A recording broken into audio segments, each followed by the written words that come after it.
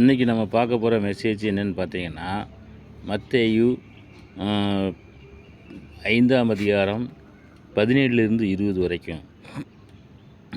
அப்போ வந்து ஆண்டவராக இயேசு கிறிஸ்து என்ன சொல்கிறார் அப்படின்னு பார்த்தீங்கன்னா, வேதபாரகர் பரிசேயகர் அவரை பற்றி தான் பேசிட்டு வர்றாரு. இவங்க இந்த வேதத்தை பற்றி அறிந்தவர்கள், பரிசேயர்கள் வந்து அதை கடைபிடிக்கிறேன் என்று சொல்கிறவர்கள். இந்த 2 பேரும் வந்து எப்படி இருக்கிறாங்க, இந்த மாதிரி இருக்கக்கூடாது, இந்த மெசேஜை கேட்குறவங்க எப்படி நடந்துக்கணும் அப்படின்னு சொல்கிறாரு. அப்போ வந்து என்ன சொன்ன, நியாயப்பிரமாணத்தையாவது மத்தேயு 5:17 நியாயப்பிரமாணத்தையாவது தீர்க்க தரிசனத்தையாவது அழிக்கிறதுக்கு வந்தேன் என்று எண்ணிக்கொள்ளாதீங்கள். இது நியாயப்பிரமாணத்தையும் தீர்க்க தரிசனத்தையும் அழிச்சிட்டு போயிடுறதுக்காக வரல நான் அப்படின்னு சொல்கிறாரு. அப்போ என்ன சொல்கிறாருன்னு பார்த்தீங்கன்னா, இந்த நியாயப்பிரமாணமும் தீர்க்க தரிசனங்களும் நிறைவேறுவதற்கு தான் வந்தேன் அப்படின்னா நிறைய இடங்களில் நிறைவேற்றங்கள் நடந்திருக்குது. ஏசாயா தீர்க்கதரிசினா சொல்லப்பட்டது நிறைவேறும்படி இப்படி நடந்தது அப்படிங்கிறத ஒரு சில வசனங்கள்லாம் படிக்கிறோம். இதே மாதிரி நிறைய விஷயங்களில் அவர் சொல்லும்போது தீர்க்க தரிசனங்கள் நிறைவேறிருக்கு, இன்னும் நிறைவேறாத தீர்க்க தரிசனங்கள்லாம் இருக்குது. அப்போ வந்து அதை வந்து அழிக்கிறதுக்கு வரல, நிறைவேற்ற வந்தேன். அப்போ நிறைவேற்றங்கள் நடந்திருக்குது. அப்போ வந்து இந்த விஷயத்தை நம்ம வந்து மைண்டில் வச்சுக்கணும். பவுல் ஒரு இடத்துல சொல்லும்போது எப்படி சொல்கிறார், ரோமரில் எழுதும்போது என்ன எழுதுறாருன்னா, நியாயப்பிரமாணத்தின் முடிவாக இருக்கிறார் அப்படின்னு இருக்காரு.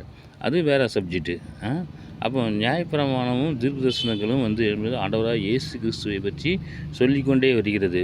அப்போ அவர் வந்து ரத்தம் சிந்தாமல் பாவ மன்னிப்பு இல்லை அப்படிங்கிறது வந்து ரத்தம் சிந்தி பாவ மன்னிப்பை செய்து விட்டார் அப்படிங்கிறதும் ஒரு நியாயப்பிரமாணத்தின் நிறைவேற்றம் தான். கேட்டிங்களா? இப்படி நிறைவேறதுக்கு தான் வந்திருக்காரு. ஒவ்வொரு விஷயங்களும் நிறைவேறிக்கொண்டே இருக்கிறது. அப்போ வந்து என்ன சொல்கிறாருன்னா, இந்த வேதத்தில் உள்ள ஒரு எழுத்தும் ஒரு எழுத்தின் உறுப்பும் அழியாது அப்படிங்கிறாரு. அப்போ வந்து இதை வந்து எப்படின்னா, இதில் வந்து அதிகப்படியாக இல்லை சொல்லாத விஷயங்களை சொல்கிறவன் வந்து எப்படின்னா பரலோக ராஜ்யத்தில் சிறியவன் எனப்படுவான்.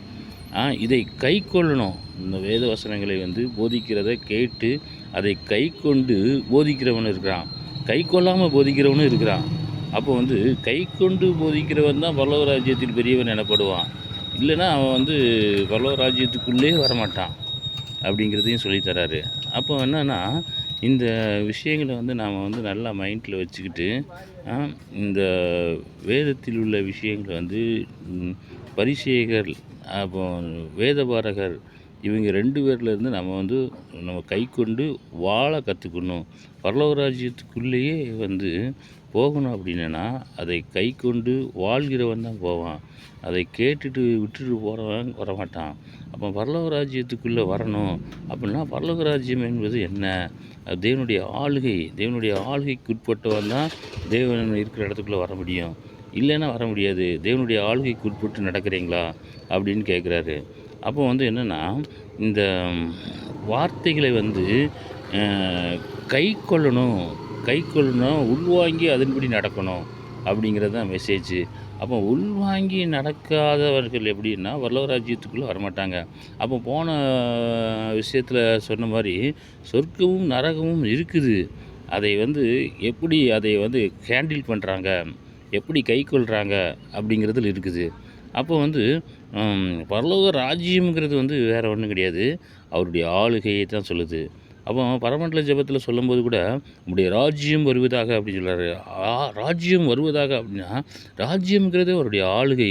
அப்போ அவருடைய ஆளுகைக்கு உட்பட்டு நடக்கிறவங்க வந்து எப்படின்னா கரெக்டாக வந்து நடந்துக்கணும் அப்படிங்கிறாரு. அப்போ கரெக்டாக நடந்துக்கிறவன் தான் பரலோக ராஜ்யத்துக்குள்ளே வருவான், இல்லைன்னா வரமாட்டான் அப்படிங்கிறது தான் சொல்கிறாரு. அப்போ வந்து வானமும் பூமியும் ஒழிந்து போனாலும் அப்படிங்கிறாரு. அப்போ வானமும் பூமியும் ஒழிந்து போகும். ஏன்னா அவருடைய வார்த்தையினால் உண்டாக்கப்பட்டது. அந்த வார்த்தையை நீ வந்து எச்சு பண்ணவோ கம்மி பண்ணவோ கூடாது. அந்த வார்த்தை எப்படி சொல்லியிருக்குதோ அதன்படி நீ வந்து கேட்கணும், அதன்படி நடந்துக்கணும். ஏன்னா வார்த்தையினால தான் எல்லாவற்றையும் உண்டாக்குனார். வானமும் பூமியும் அப்படிங்கிறது மிகைப்படுத்தி சொல்கிறாரு. ஏன்னா வார்த்தைக்கு அவ்வளோ முக்கியத்துவம் கொடுக்குறதுக்கு தான் பேசிகிட்டு இருக்காரு. ஏன்னா தேவன் வந்து ஆதியிலே ஒரு வார்த்தை இருந்தது அப்படிங்கிறாரு. அந்த வார்த்தை தேவனாக இருந்தது. ஒவ்வொரு வார்த்தையுமே தேவன் தான். அதனால் அந்த வார்த்தைகளை நம்ம வந்து சரியாக வந்து பயன்படுத்தணும், அந்த வார்த்தையின்படி நடந்துக்கணும். பரலோக ராஜ்யத்துக்குள்ளே பிரவேசிக்கணும் அப்படின்னா, அதுக்கு தகுதி உடையவங்களா இருந்தா தான் நம்ம தகுதி உடையவங்க. ஏன்னா இந்த வேதபாரகர், பரிசேயர்கள் எல்லாம் வேதத்தை கற்றுக்கொண்டவங்கள், அ பரிசேயர்கள் அதன்படி வாழ்கிறேன்னு சொல்லுகிறவங்க, இவங்களையெல்லாம் நீங்க பார்க்காதீங்க. நீங்க நடந்துக்கிறதுக்கு வழிய முயற்சி பண்ணுங்க. ஏன்னா அவங்க போதிக்குவாங்க. அதை நீங்க போதனைய கேட்டுக்கோங்க. அதன்படி நடந்து கொள்ளுங்க அப்படின்னு சொல்லி தராரு.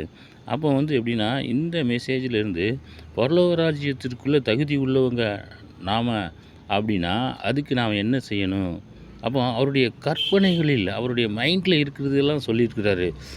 அவர் கற்பனைகளில் வந்து என்ன சொல்லியிருக்கு அப்படின்னு பார்த்தீங்கன்னா, அவர் மைண்ட்ல இருக்கிறத வெளிப்படுத்துறேன் அப்படிங்கிறாரு. அவர் மைண்டுக்குள்ள என்னுடைய மனசின்படி நடக்கிறவங்க, உங்க மனசின்படி நடக்கிறதில்ல, என்னுடைய மனசின்படி நடக்கிறவங்கள அப்படின்னு சொல்லி தராரு. அப்போ அவருடைய மனசின்படி நடக்கணும். அப்போ இதுதான் இந்த விஷயத்தில வந்து கற்றுக்கொள்ள வேண்டிய விஷயம் வந்து, தெரியாத விஷயங்கள தெரிஞ்சுக்கொள்ள ஒரு வாய்ப்பு கிடைக்குது. பரலோக ராஜ்யம்ங்கிறது அவருடைய ஆளுகை. அப்போ வந்து கற்பனைகள் அப்படிங்கிறது அவருடைய மைண்டு, அவருடைய மனதிற்குள்ளே இருக்கிற விஷயங்களை எல்லாம் தெரியப்படுத்திட்டாரு. அ அப்போ அதன்படி நடந்துக்கிறவங்களுக்கு தான் பரலோகத்துக்கு தகுதி உள்ளவங்க அப்படிங்கிறாரு. நீதியின்படி நடக்கணும் அப்படிங்கிறாரு. வேதபாரகர், பரிசேயர் என்பவர்களின் நீதியிலும் உங்கள் நீதி அதிகமாயிராவிட்டால் அப்படிங்கிறாரு. நம்ம கேட்குறவங்க நமக்கு கைக்கொண்டு நடக்கணும் அப்படிங்கிறத சொல்லி தராரு. Okay. Thank you. God bless you.